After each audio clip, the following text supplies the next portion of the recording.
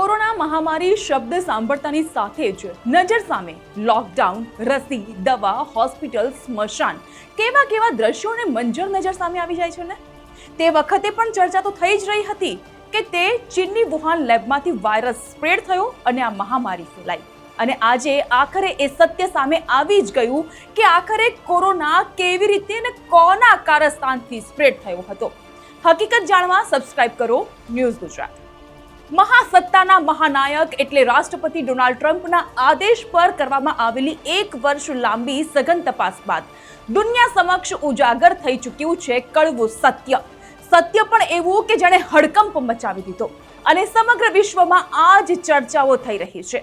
આ સત્ય એટલે કોરોના મહામારી ફેલાઈ ક્યાંથી તેનું સત્ય.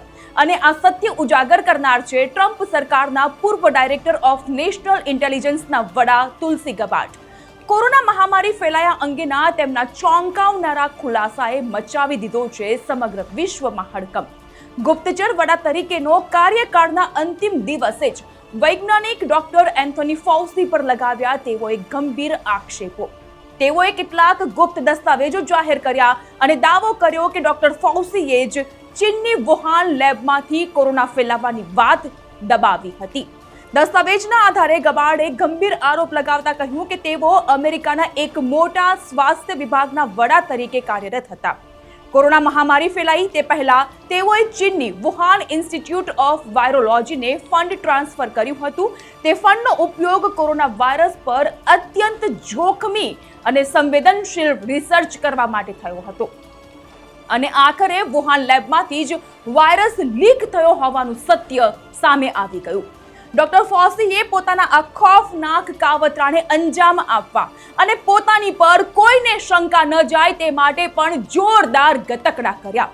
તેઓએ કોરોના વાયરસના સંશોધન માટે ફંડિંગ પૂરું પાડ્યું, જેનો સીધો ફાયદો મોટી ફાર્મા કંપનીઓ અને અબજો ડોલરના વેક્સિન બિઝનેસને થવાનો હતો.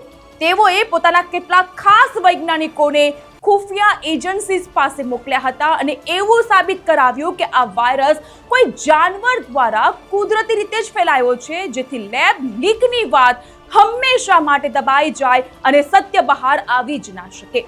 તેઓ કોરોના મહામારીના સૌથી મોટા નિષ્ણાંત બનીને સતત ખોટી માહિતી ફેલાવતા રહ્યા અને પોતાની કરતૂત છુપાવતા રહ્યા, પણ અંતે તેમની આ ગંદી રમત દુનિયા સમક્ષ આવી જ ગઈ. 2024માં ડોક્ટર ફૌસીએ અમેરિકી સંસદમાં શપથ દરમિયાન પણ જુઠ્ઠાણું કહ્યું.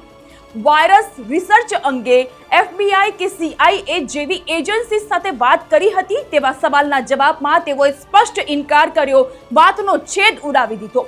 વિસલ બ્લોવર્સનું માનીએ તો જે ગુપ્તચર વિશ્લેષકોએ ડોક્ટર ફૌસીની કુદરતી ઉત્પત્તિ વાળી થિયરી પર સવાલ ઉઠાવ્યા હતા ને, તે તમામને કારકિર્દી બરબાદ કરવાની ધમકીઓ અપાઈ, તેઓને હેરાન પરેશાન કરાયા અને અંતે સાઇડલાઇન કરી દેવાયા.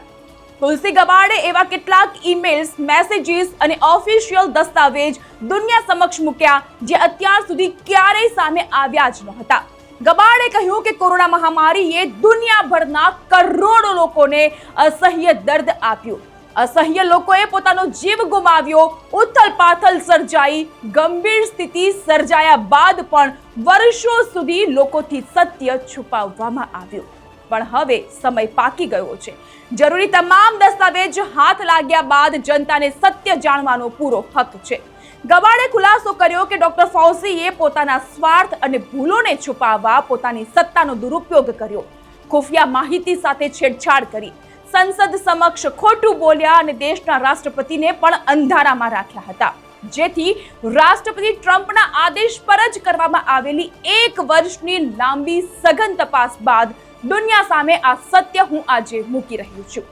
હવે ગબાર્ડે તો આ સત્ય દુનિયા સમક્ષ લાવી દીધું છે, દસ્તાવેજ પુરાવાના આધારે રજૂ પણ કર્યા છે, પણ જોવું એ રહ્યું કે અમેરિકી મહાસત્તા હવે આ કોરોના મહામારીને લઈને જે સત્ય સામે આવ્યું છે તેની સામે કેવા પ્રકારના આકરા પગલા ભરે છે અને કરે છે નક્કર કાર્યવાહી.